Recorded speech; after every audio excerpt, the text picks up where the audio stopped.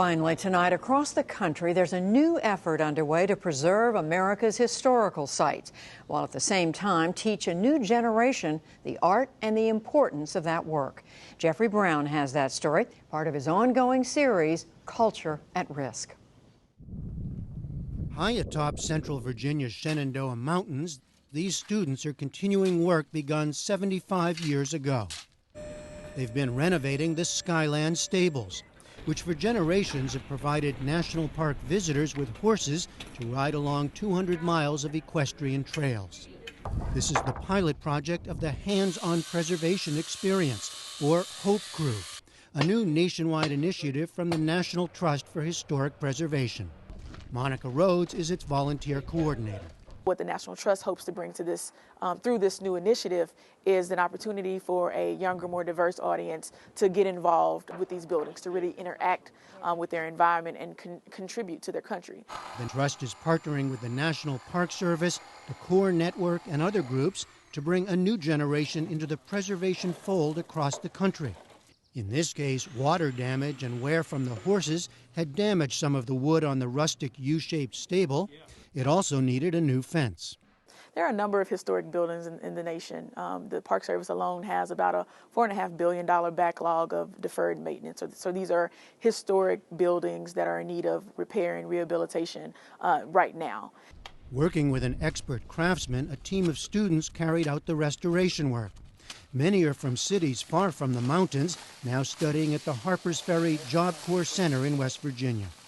I'm not used to being around horses, so yeah, their loud noises are pretty startling. While staying nearby, students like Jarmaine Budd earn $10 an hour, far less than the $40 to $60 an hour a contractor might charge. In exchange, they get hands-on experience in a new kind of work, which Bud says requires greater attention to detail. The challenging part about it is the matching of the wood, and the cuts are a little rougher, and some of the cuts have to be a little cleaner and more precise than inside the house, where a little half-inch, you won't really tell that difference, but out here, it's a big margin. Elijah Smith is from Washington, D.C. I think it's important to save old buildings because, like, when you go back, you can see what you did right, what you did wrong, how you want to add ideas to it, and the older something is, the more value it is to it. It brings more people to it. In the 1930s, it was the Civilian Conservation Corps under President Franklin Roosevelt that originally built the national park. During that time, the stables and the nearby Skyland Resort were also purchased by the National Park Service.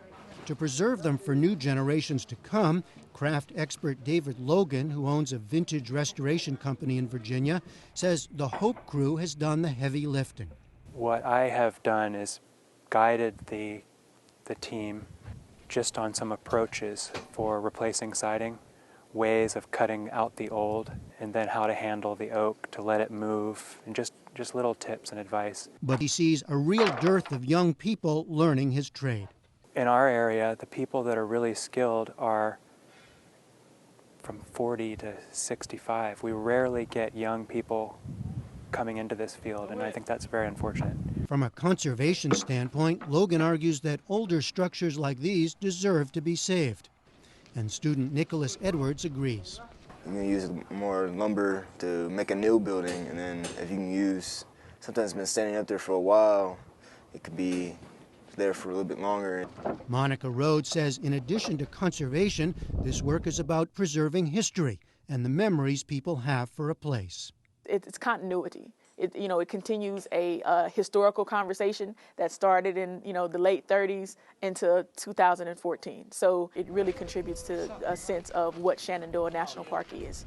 She hopes upcoming projects like this one in Missouri, Texas, New Mexico, and Montana will help instill those values and inspire more people to go into this field. For his part, Jarmaine Budd says he wants to do more preservation work, and after this project's complete, he hopes to return to the stables to see how his own work has held up over time. Come back to a place that we helped do, that we built, just show everybody else this is what we did. Creating another connection to the park and to history.